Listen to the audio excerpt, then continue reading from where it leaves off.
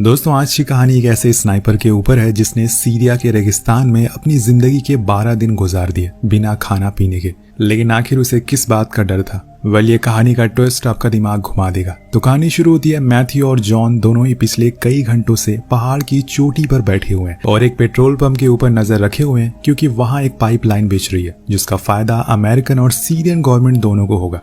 लेकिन उन्हें खबर मिली है कि यहाँ पे कुछ लोग हैं जो मासूम लोगों को मार रहे हैं और उन्होंने अभी तक सभी वर्कर को मार गिराया है और उसे ही ढूंढने का काम इन्हें दिया गया है। जॉन अपनी स्नाइपर से हर तरफ देखता है, पर वहां चारों ओर बस लाशें ही दिख रही थी। यहाँ में ये भी बताया जाता है कि अभी कुछ दिन पहले ही अमेरिका और सीरिया की जंग खत्म हो गई है, जिसके बाद ये साथ काम कर रहे हैं। अब देखते ही देखते कई घंटे बीत जाते हैं, रात से सुबह हो जाती है, सुबह से शाम, लेकिन वहां एक पत्ता तक नहीं हिलता। यहाँ जॉन का सब्र का बांध अब टूट रहा था, इसलिए वो अपने साथी मैथ्यू से कहता है कि अब मैं नीचे जा रहा हूँ क्योंकि यहाँ पे कुछ नहीं है। हम फालतू में 40 डिग्री में अपना माथा गर्म कर रहे हैं। लेकिन मैथ्यू को अभी भी यकीन था कि वहां जरूर कोई ना कोई स्नाइपर बैठा है जो हमारी एक गलती का इंतजार कर रहा है, इसलिए वो उसे रुकने को बोलता है और वो मान भी जाता है। लेकिन कुछ देर होने के बाद वो फाइनली उठकर जाने लगता है, पर मैथ्यू उसे रोकता है और कहता है कि जरूर ये किसी की चाल है, हमें थोड़ा और इंतजार करना चाहिए। पर वो कहता है कि ऐसा कुछ नहीं है, हमें यहाँ पे 24 घंटे से ज्यादा का समय हो गया है और अगर कोई यहाँ पे होता तो हल्का सा थोड़ा सा मूवमेंट तो जरूर होता, पर ऐसा कुछ नहीं है। तो मैथ्यू उसे जुबा के बारे में बताता है जो सीरिया का सबसे बेस्ट स्नाइपर है और उसके निशाने और पेशेंस की लोग मिसाल देते हैं। लेकिन जॉन उसे उल्टा सुनाने लगता है और कहता है कि तुम आजकल काफी ज्यादा सोचने लगे हो, थोड़ा अपनी फैमिली के साथ टाइम बिताओ। ये बोलकर वो उठ जाता है और वहां से जाने लगता है। तो मैथ्यू उसे कवर देता है। नीचे जाने पर वो देखता है कि चारों ओर बस लाशें भी हैं, जिसमें कुछ अमेरिकन सोल्जर भी हैं। ये सब वो मैथ्यू को बता रहा होता है और रेडियो से। तो वो उसे कहता है कि शायद इन्होंने भी तुम्हारी जैसी ही गलती करी होगी नीचे जाकर, पर वो उसे डरपोक कहकर उसका मजाक उड़ाने लगता है। लेकिन यहाँ जॉन को इस बात का जरा भी अंदाजा नहीं था कि कुछ ही पलों के बाद वो ऐसी सिचुएशन में फंसने वाला है जो उसके दिमाग में कभी आई नहीं होगी। लेकिन वो बेवकूफी को बहादुरी समझकर वहां खुलेआम घूमने लगता है। तभी उसकी नजर सभी लाशों पर पड़ती है और एक चीज वो देखता है कि इन सभी को गोली उनके सर पर लगी है, यानी कि इन लोगों को किसी स्नाइपर ने मारा है। और यही बात वो अपने साथी को भी बताता है, जो उसे तुरंत ऊपर आने के लिए कहता है और कहता है कि तुम अभी उसके बेस पर खड़े हो। लेकिन जॉन नहीं मानता और वो चारों ओर देखना शुरू कर देता है कि आखिर ये गोली चली कहां से। लेकिन उसे कहीं कुछ दिखाई नहीं दे रहा था। कुछ दूरी पर कुछ गाड़ियां खड़ी थी जिसके अंदर कुछ लोगों की लाशें थी, जो कि शायद पंप पे काम करने वाले लोग हो। अब वो इधर उधर देख रहा होता है कि तभी अचानक न जाने कहां से एक गोली आकर सीधा उसे लगती है जॉन के पेट पर, जिसे वो चिल्लाने लगता है और वहीं गिर जाता है। अब उसका साथी यानी कि मैथ्यू अपने सामानों को लेकर फौरन जॉन की तरफ मदद करने के जाता है। अब वो जिग-जैग पोजीशन में भागते हुए उसके पास जाता है ताकि वो स्नाइपर का एम से बच सके। लेकिन वो दूसरा स्नाइपर बहुत ही ज्यादा शातिर होता है।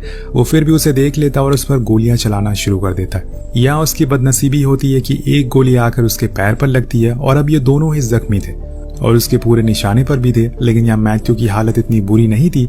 वो दोबारा से उठता है और कहीं छुपने की जगह ढूंढने लगता है। लेकिन जैसे ही वो खड़ा होता है, अंधाधुंध गोलियां चलना शुरू हो जाती है।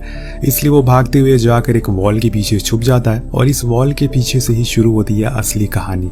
इसीलिए इस कहानी का नाम पड़ा है द वॉल। उसके पीछे छुपने के बाद गोलियां चलना बंद हो जाती है। जब कुछ देर बाद थोड़ी शांति होती है तो वो देखता है कि जॉन की हालत बहुत ही खराब है। वो दर्द के मारे कर्रा रहा है। लेकिन गौर करने वाली बात यह है कि वो स्नाइपर उसे जान से मार नहीं रहा है, शायद इसके पीछे कोई चाल हो।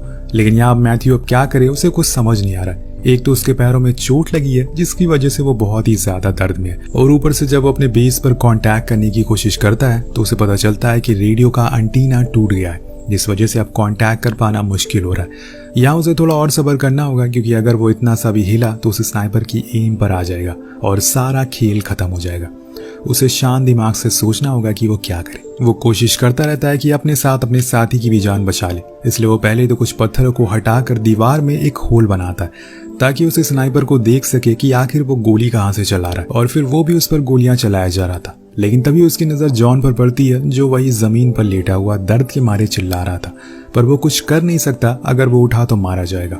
वो उसे वहीं लेटा रहना होगा। और इधर मैथ्यू अब कोशिश करता है कि वो जॉन के करीब जा पाए, लेकिन ये इतना आसान नहीं होता क्योंकि उसके पैर में भी गोली लगी है और चल पाना बहुत ही मुश्किल हो रहा है। और इसीलिए वो कोशिश करता है कि वो पैर में लगी गोली को बाहर निकाल दे। ऐसा करने में वो एक लकड़ी का इस्तेमाल करता है। लेकिन जैसे ही वो उसे जख्म पर लगाता है, वो दर्द के मारे चीख उठता है और इसी दर्द की वजह से वो बेहोश हो जाता है। कुछ घंटों के बाद जब उसे होश आता है तो उसे रेडियो पर कुछ आवाजें सुनाई देती है। वो फौरन उनसे बात करने की कोशिश करता है और यहाँ रेडियो पर एक्चुअल में ये बेस वाले थे जिन्हें मैथ्यू सब कुछ बताता है और कहता है कि यहाँ पर जल्दी से जल्दी रेस्क्यू टीम सेंड करो और संभल के आना, यहाँ पर एक स्नाइपर है। लेकिन यहाँ उसके बेस वाले कुछ अजीब सी बातें करते हैं, जैसे कि उनका कहना था कि वो उसे ढूंढ नहीं पा रहे हैं कि वो कहाँ पर है और इसीलिए उसे या तो खड़े होना पड़ेगा या फिर एक गोली चलानी होगी जिससे उन्हें पता चल सके। अब ये बात मैथ्यू को बहुत ही ऑड लगती है क्योंकि ऐसा उन्हें कभी नहीं सिखाया गया था और वो ये बात नोटिस करता है कि ये आदमी जो बोल रहा है उसका अमेरिकन एक्सेंट थोड़ा अलग है और इतनी देर में उसे समझ आ जाता है कि ये शख्स उसके बेस से नहीं बल्कि उसके आसपास से ही बोल रहा है। इसी दौरान वो अपने पैर में लगी गोली भी निकाल लेता है और वो उसे जवाब देता है कि मैंने तुम्हें पहचान लिया है। तब जाकर यहाँ पे राज खुलता है कि असल में वही स्नाइपर जो इन्हें मार रहा है, उसने इसकी रेडियो फ्रीक्वेंसी मैच कर ली। अब अमेरिकन सोल्जर को ही वो बेवकूफ बना रहा है ताकि वो बाहर आ जाए और उन्हें मार सके। इसके बाद वो स्नाइपर मैथ्यू से कहता है कि अगर तुम्हें खुद को जिंदा रखना है तो तुम्हें मुझसे बात करनी होगी और जो कुछ भी मैं पूछूं वो तुम्हें बताना पड़ेगा। जब तक तुम मुझसे बात करते रहोगे तब तक तुम खुद को जिंदा रखोगे। तभी मैथ्यू जॉन को देखता और वो बस बेहोश ही हुआ था, मरा नहीं था, इसलिए वो उस स्नाइपर से बात करना शुरू कर देता है क्योंकि इसके अलावा उसके पास कोई रास्ता नहीं है। लेकिन वो स्नाइपर इससे कुछ पर्सनल सवाल पूछना शुरू कर देता है जिसमें मैथ्यू की फैमिली से रिलेटेड भी थे, जिनका जवाब देने के लिए वो राजी नहीं होता। पर यहाँ मैथ्यू से और दूसरी बातों पर उलझाना शुरू कर देता है ताकि वो उसकी लोकेशन को ढूंढ सके। यही वो करता है। अब वो दूरबीन से अपने बनाए हुए होल में से उसे चारों ओर देखना शुरू कर देता है और जमीन पर एक मैप भी बनाता है। इसी दौरान मैथ्यू से पूछता है कि आखिर तुम कौन हो, तुम ये सब क्यों कर रहे हो, क्या तुम किसी ग्रुप का हिस्सा हो? तो आदमी बोलता है कि नहीं, मैं तो बस एक रेगुलर सीरियन आदमी हूँ, मेरा किसी से कोई लेना देना नहीं है। वो मैथ्यू से कहता है कि तुम खुद को एक सीरिया का नागरिक बता रहे हो और खुद के ही देश का नुकसान कर रहे हो। तुम्हें पता है ना कि जंग अब खत्म हो चुकी है, जिसके बाद से ही पेट्रोल पंप का काम शुरू हुआ है। इससे तुम्हारी सरकार को और तुम्हारे देश को फायदा होगा। अब इस बात से वो आदमी हंसने लगता है और कहता है कि कौन सी जंग खत्म हो गई, ऐसा सिर्फ तुम अमेरिकन लोगों को रखता है। हमारे ऊपर हर दिन हर लम्हा अमेरिकन अत्याचार करते हैं और वो 22 साल मैं कैसे भूल जाऊं जब तुमने हमारे देश को बर्बाद कर दिया। इस पेट्रोल पंप से हमें नहीं बल्कि तुम्हारी सरकार को बस फायदा होने वाला है। ये सब सुन के मैथ्यू को समझ आ जाता है कि यह आदमी काफी गुस्से में है और इसीलिए किसी भी अमेरिकन सैनिक को ऐसे जिंदा नहीं छोड़ेगा। इसके बाद वो मिलिट्री के कुछ सवाल करता है कि अमेरिका के पास कितने स्नाइपर हैं, तुम लोगों का यहाँ पर कहाँ कहाँ बेस है। लेकिन मैथ्यू को इस बारे में कुछ जानकारी नहीं थी, इसलिए वो चुप रहता है। तो आखिर में वो उसकी फैमिली के बारे में पूछता है। मैथ्यू यहाँ भी कुछ नहीं बोलता और उसके मुंह पर ही कह देता है कि तुम्हें क्या लगता है कि मैं तुम्हारा पालतू कुत्ता हूँ जो मैं तुम्हारी सारी बातों को मानूंगा? तो वो अनजान आदमी कहता है कि ठीक है, फिर मैं जॉन को मार देता हूँ। तभी मैथ्यू फौरन कहता है कि तुम्हें मेरे साथी का नाम कैसे पता? इसके जवाब में वो अनजान स्नाइपर बताता है कि मुझे उसके और तुम्हारे बारे में सब कुछ पता है और ये भी पता है कि तुमने एक इंसान को मारा है पर दुनिया से झूठ कहा कि उसे दुश्मनों ने मारा है और उसका नाम है डीन। और देखो, आज जॉन भी तुम्हारी वजह से मारा जाएगा अगर तुमने मेरे सवालों का जवाब नहीं दिया। तो मैथ्यू ये सब सुनकर हैरान था। उसे अपने कानों पर यकीन ही नहीं हो रहा था कि असल में यह आदमी सब कुछ कैसे जानता है। यहाँ वो पूरी तरह से ब्लैंक हो जाता है। लेकिन उससे बड़ी मुसीबत थी उसकी चोट और गर्मी, जो धीरे धीरे कम और बढ़ना शुरू हो गई थी। इसलिए जो भी करना होगा जल्दी करना होगा वरना देर हो जाएगी। लेकिन यहाँ उसे अब प्यास लगना शुरू हो जाती है, जिसके लिए वो अपनी बोतल निकालता है, लेकिन उसमें पानी नहीं था। तब वो आदमी उसे कहता है कि मैंने जानबूझकर तुम्हारी बोतल पर पहली गोली मारी ताकि सारा पानी गिर जाए, जिसके बाद मैंने तुम्हें पैर पर गोली मारी ताकि तुम भाग ना सको। अब तुम यहीं पर तड़प तड़प कर मरोगे। उसकी ये सब बातों से मैथ्यू बहुत गुस्से में आ जाता है। इतनी गर्मी में बिना पानी के कैसे वो जिंदा रहेगा? तो वो गुस्से में उसे कहता है कि तुम एक आतंकवादी हो। ये सुनकर वो आदमी हंसने लगता है और कहता है कि मेरे देश में तुम घुस आए हो और तुम्हारे हाथ में बंदूक है और तुम हमारे लोगों को मार रहे हो, मुझे कह रहे हो कि मैं आतंकवादी हूँ? वाह क्या बात है। इसी बीच उन दोनों में बातें थोड़ी देर के लिए बंद हो जाती है। तब मैथ्यू एक चीज नोटिस करता है कि दूर एक कूड़े का पहाड़ है और हो सकता है कि वो आदमी वहीं छुपा हो। लेकिन किसी आम आदमी का इतनी देर तक ऐसे कूड़े के पहाड़ के अंदर छुपे रहना आसान नहीं है। इसलिए वो उसे एक सवाल पूछता है कि क्या तुम वही जुबा हो, अमेरिका का मोस्ट वांटेड आदमी? तो वो इनकार कर देता है। तब मैथ्यू को लगता है कि शायद ये कोई एक्स अमेरिकन स्नाइपर है, क्योंकि ऐसी जगह सर्वाइव कर पाने की ट्रेनिंग उन्हें मिलती है। लेकिन वो मना कर देता है और बोलता है कि तुम्हें जो लग रहा है कि जंग खत्म हो गई है तो ये गलत है, और हाँ, मैं उन्हें मारता हूँ जो मुझे पहले मारने की कोशिश करते हैं। अब यहाँ पे मैथ्यू को देखकर साफ पता चल रहा था कि वो हार चुका है, इसलिए वो उसे कह देता है कि मुझे भी मार दो, क्योंकि अगर मैं यहाँ से घर गया तो वहां भी घुट घुट कर मर जाऊंगा। यहाँ वो अपना गुनाह कबूल कर लेता है कि डीन, जो कि उसका दोस्त था, उसे दुश्मनों ने नहीं बल्कि उसने ही मारा था, क्योंकि उसका निशाना चूक गया था। और जब भी मैं सोता हूँ मेरी आंखों के सामने उसकी फैमिली आती है। इसलिए मेरा अब जीने का कोई मोटिव नहीं है।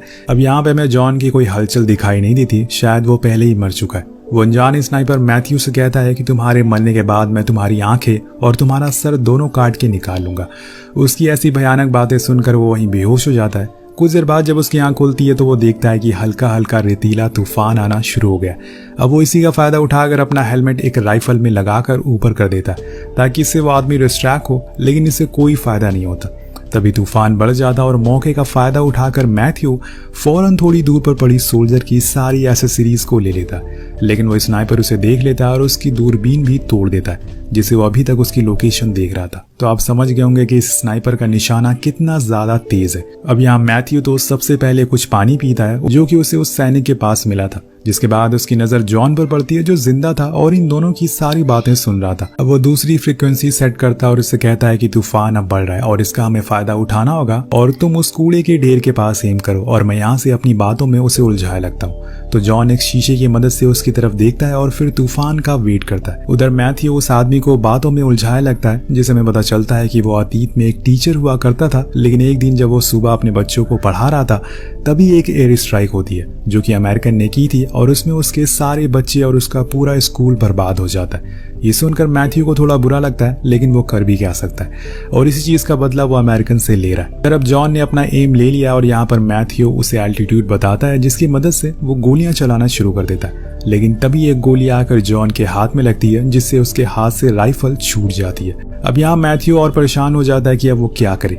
लेकिन माँ जॉन दोबारा से उठकर उसके करीब आने की कोशिश करता है, लेकिन इतने में एक और गोली चलती है और वो सीधा जॉन के सर में लगती है, जिसे मौके पर ही उसकी मौत हो जाती है। यानी कि अब बचा है सिर्फ मैथ्यू, इसलिए वो आदमी उसे रेडियो पर एक बार फिर से कहता है कि अगर तुम मुझे अपनी सारी बातें बताओगे तुम थोड़ी देर जिंदा और रहोगे। मेरे एक सवाल का जवाब सबसे पहले दो कि तुम आखिर यहाँ हमारे देश में करने क्या आए हो। मैथ्यू रोते हुए कहता है कि मुझे नहीं पता, मुझे बस यहाँ आने का ऑर्डर मिला था और मैं अपने ऑर्डर को फॉलो कर रहा हूँ। इसके बाद वो फिर से वही डीन वाली बात कहता है कि मैंने ही उसे मारा है, इसलिए मुझे जितनी जल्दी हो सके मार दो, क्योंकि मैं घर जाकर भी किसी को मुंह दिखा नहीं पाऊंगा। और तभी हम देखते हैं कि उसके रेडियो पर उसके बेस वाले कांटेक्ट करते हैं। वो फौरन जाकर उनसे बात करने की कोशिश करता है, लेकिन अफसोस कि उसका माइक खराब हो चुका था, इसलिए वो सिर्फ उनकी बातें सुन सकता था, कुछ बता नहीं सकता था। लेकिन यहाँ उसे एक बात तो समझ आ जाती है कि ये सब असल में एक ट्रैप है, एक जाल है। जो आदमी उन्हें मार रहा था वो बहुत ही ज्यादा चालाक है। उसने पहले यहाँ पर काम कर रहे लोगों को मार दिया और फिर एक अमेरिकन सोल्जर की तरह बात करके अमेरिकन बेस से मदद मांगी।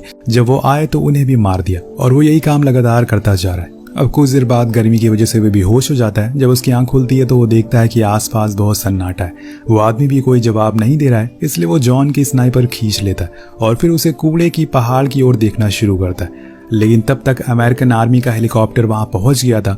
वो आदमी भी उसे देखकर सतर्क हो जाता है। यहाँ रेडियो में वो कहता है कि अब तो खेल में और मजा आएगा, लेकिन इतने में मैथ्यू उसे देख लेता है और उसे शूट कर देता है और फिर कंफर्मेशन के लिए खड़ा हो जाता है ताकि अगर वो जिंदा हो तो उसे मार दे, लेकिन ऐसा होता नहीं है। तो यहाँ पर उसे लगता है कि वो सच में मर गया है। अब सभी उसके साथी आकर उसे ले जाते हैं, पर वो उनसे धीमी आवाज में बातें करता है और कहता है कि कूड़े के पहाड़ के पास देखकर चलना, वहां वो छुपा हुआ है। लेकिन उसके साथी उसकी बात को समझ नहीं पाते। अब वहां से वो जाने लगते, लेकिन तभी एक गोली आकर हेलीकॉप्टर में बैठे सोल्जर को लगती है और देखते ही देखते सभी सोल्जर को एक एक गोली लगना शुरू हो जाती है। वो हेलीकॉप्टर धीरे धीरे नीचे क्रैश हो जाता है, जिसके बाद वो स्नाइपर फिर से आर्मी बेस पर कांटेक्ट करता है और इन सभी के नाम लेकर उनसे मदद मांगता है। अब बेस से जल्दी मदद के लिए लोग भेजने का वादा करते हैं, यानी कि ये कहानी, ये खेल अब खत्म नहीं होगा। अभी भी वो आदमी जब तक मरेगा नहीं तब तक ये खेल ऐसे चलता रहेगा और अमेरिकन को मारता रहेगा। पर यहाँ पर ये कहानी जरूर खत्म हो जाती है। तो आपको कहानी कैसी लगी कमेंट करके जरूर बताएगा। और हाँ दोस्तों, हमारे चैनल को सब्सक्राइब जरूर करिएगा। आप में से बहुत ही कम लोग हैं जो चैनल को सब्सक्राइब करते हैं, तो सब्सक्राइब जरूर करिएगा। मिलते हैं अगली वीडियो में। Peace out.